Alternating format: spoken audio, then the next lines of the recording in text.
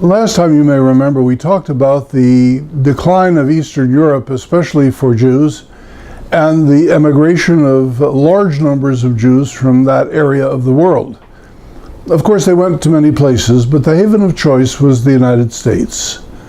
Sometime between 1882, when the pogroms in Russia really began to take place, and 1924, when America passed the Immigration Restriction Act, about 2.5 million or so Russian Eastern European Jews came to this country.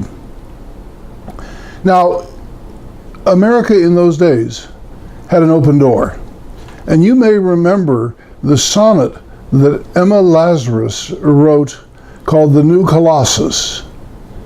Emma Lazarus was born in 1849 in New York City, and she died there as a rather young woman in 1887.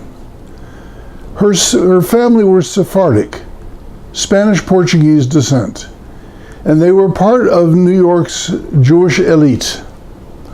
They had been there since before the American Revolution. She advocated for the rights of refugees after the Russian pogroms of 1882, and she was an early Zionist because she thought that they ought also to have the possibility of going to Palestine. The sonnet was written in 1883, and it was intended to raise funds for the pedestal of the Statue of Liberty.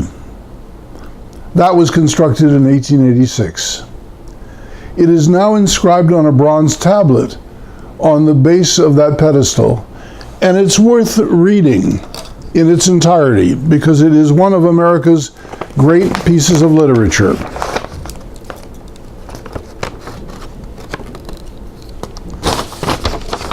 Not like the brazen giant of Greek fame, with conquering limbs astride from land to land, here at our sea-washed sunset gates shall stand a mighty woman with a torch whose flame is the imprisoned lightning, and her name, Mother of Exiles.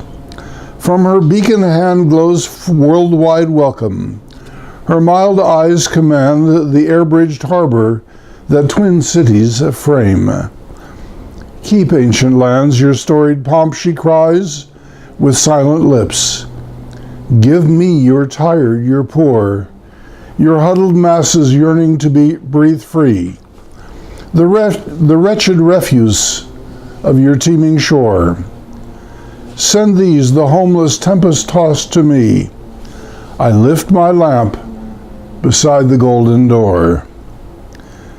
Now, if you were a refugee on one of the steamer ships that entered New York's harbor in the late part of the 19th century, and you saw or heard these words, and you saw the Statue of Liberty with her torch uplifted, her lamp glowing in the evening sunset perhaps, or in the morning dawn, can you imagine how you must have felt? Here were wretched, oppressed, persecuted, and rejected Jews now coming into a promise of America. They had heard these words, and now they saw the statue. For them, this was truly going to be die Goldene Medina, the Golden Land. It was a land where they could have opportunity and freedom. Eastern European immigrants were different from the Jews who had come from Germanic lands a generation and a half ago, back in the 1840s and 1850s. These immigrants were in fact fleeing persecution. People were literally trying to kill and maim them, to take their livelihoods and oppress them in every way possible, legally and other. Emigration was not their choice. They simply had to flee because it was the only option available to them. They were not liberal in any way. They were all orthodox. The Enlightenment ideas had not penetrated into the shtetl, the little village and town of Eastern Europe. They were not well-educated people.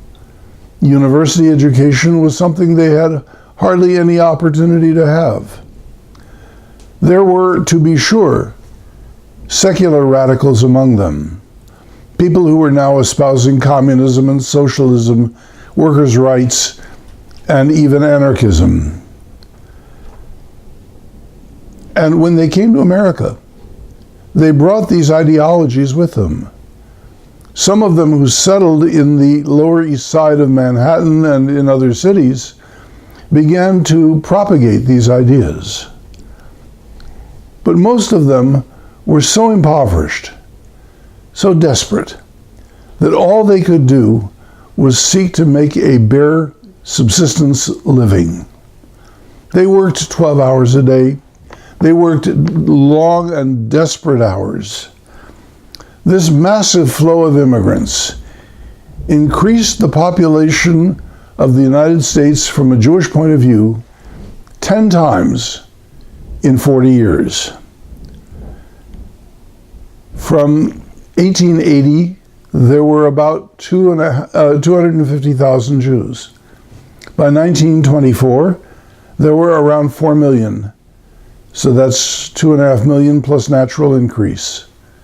That's an enormous burden on the Jewish community. And we'll see in a future lecture how the Jewish community reacted.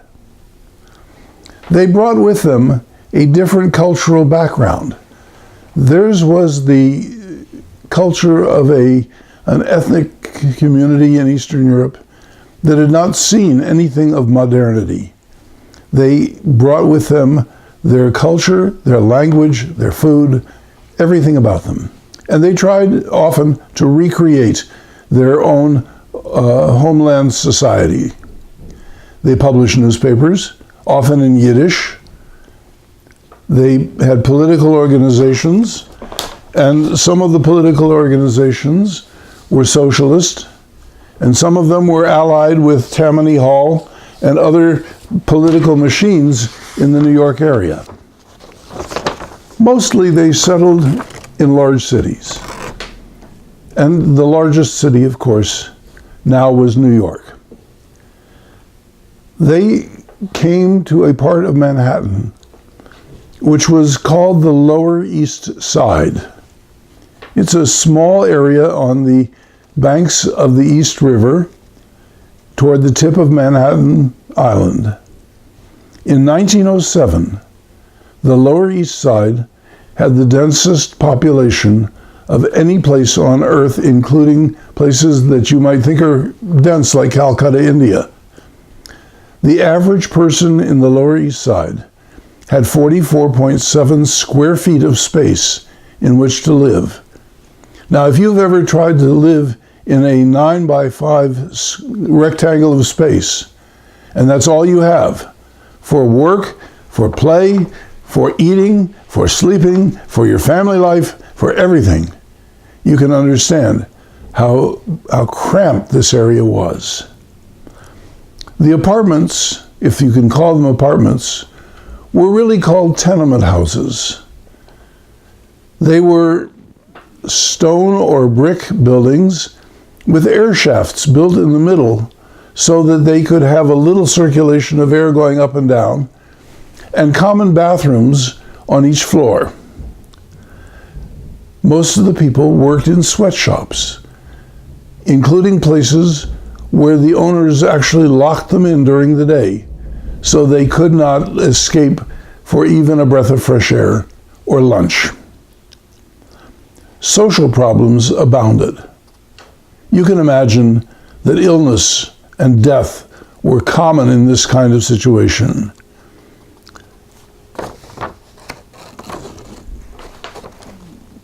There were people who abandoned their families. Men who simply couldn't handle the problems of the new society, and they left and went somewhere else without telling anybody. There were orphans. In 1905, there were 3 Jewish orphanages in New York City, with a total of perhaps as many as 15,000 children living in the 3 orphanages. Child labor was the norm Kids as young as 10 and 12 worked long hours. Crime, a natural concomitant of poverty, was rampant. But it was a sort of a crime that involved usually financial situations, extortion, bribery, sometimes prostitution, sometimes racketeering. Later on, bootlegging. Some Jews moved to other cities. There was a decided attempt to help Jews move out of New York City, or frankly, to avoid New York City altogether. You may remember a company called the Zale Jewelry Company. Zales began in Wichita Falls, Texas. But they began because Morris B. Zale and his brother came with their mother from Belarus to New York City and were met by their father, who took them on the train all the way across the country to this enormously foreign place, Texas, where they had no idea of what they were getting into. And they settled first in Fort Worth, and then they moved up to Wichita Falls, and in the 1920s they started a jewelry store. And it became a major chain of jewelry. There was something also called the Galveston Plan.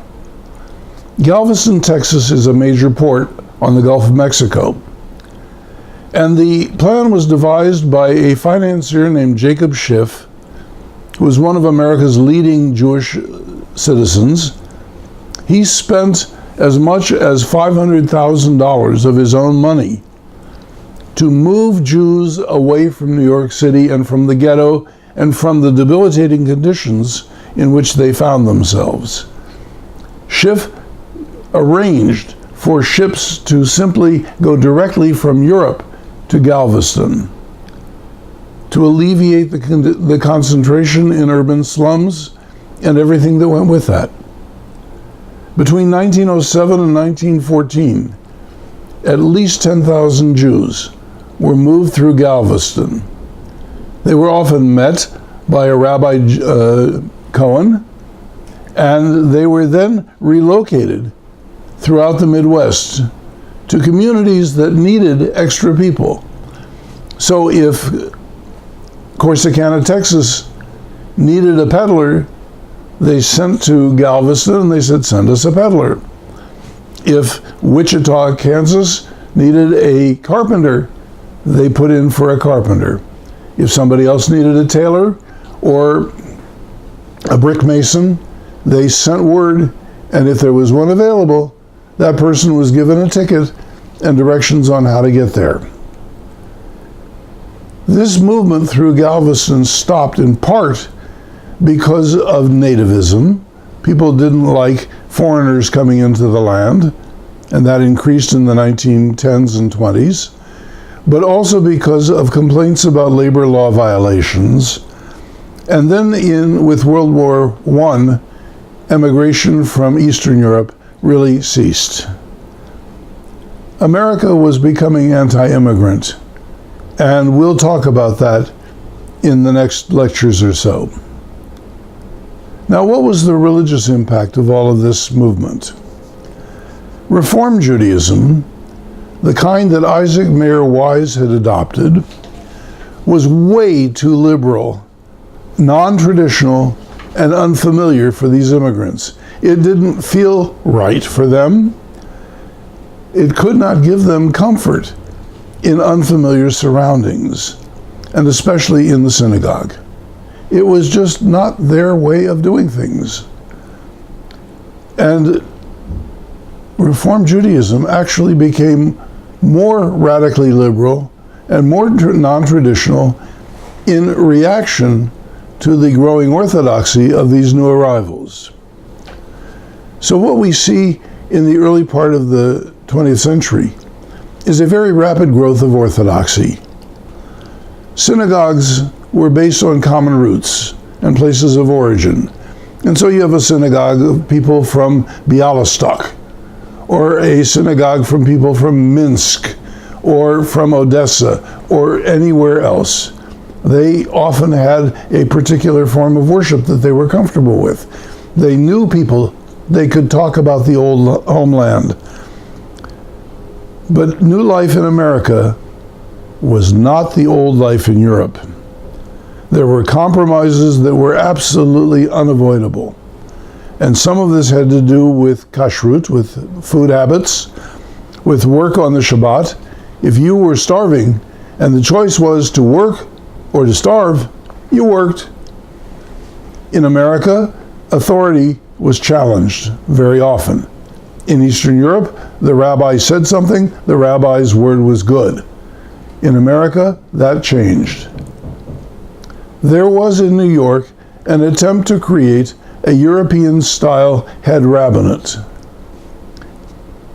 In 1888, a rabbi named Jacob Joseph was brought from Vilna in Lithuania to New York City. He was to be the chief rabbi, and he was to bring discipline, particularly to the kosher meat industry, where butchers were often claiming to be kosher. Maybe they weren't so kosher. Maybe they were passing off meat that wasn't so legitimate, and so on.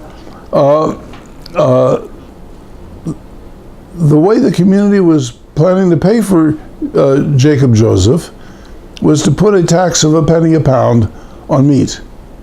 But Jewish housewives rose up in protest and struck. They stopped buying meat. And the congregations refused to accept his authority. This is America, after all. Who's going to tell us what to do? We do not have a hierarchy. There is no pope in the Jewish community. And so we don't have a head rabbi here. Jacob Joseph died in poverty, and the experiment failed. For many, however, true orthodoxy was simply not possible. One could be orthodox or claim to be orthodox, but it was very hard to keep the tradition. And people often felt very guilty about not being able to do that. And so they looked for an alternative. That alternative was called conservative Judaism. And conservative Judaism begins in the early decade of the 20th century. It was based on the principle of choice. But where there was a choice that was at all possible, the preference was to choose the traditional style. They offered a comfortable style for immigrants: solace, comfort, home-like feeling, and most important, a reduction of feeling guilty. The creation of conservative Judaism was actually, in fact, supported by Reform Jews. Jacob Schiff and his friends began in 1886 to try to provide this alternative, but it struggled along. The effort to help immigrants move into American society easily was faltering until they hired a professor named Solomon Schechter. Schechter had been a professor of classic literature at Cambridge University in England. He had originally been the one to unearth the Geniza, the storehouse of medieval documents at the synagogue in Cairo. And he came to the United States in 1902. Schechter is the brains of the conservative movement. He established the Jewish Theological Seminary of America and the conservative movement, and it was under his auspices that it became a very strong movement helping immigrants to settle in America. Now, I propose to have 2 more lectures on this general topic. The next one is going to be about how the Jewish community reacted to these immigrants arriving. because the reaction was really quite amazing. And then the second one will be how America reacted to the arrival of this mob of Eastern European aliens. And they were really alien compared to what people thought Jews looked like in the early 20th century, early 1900s. So we will continue next time with those two topics, and I hope you've enjoyed this.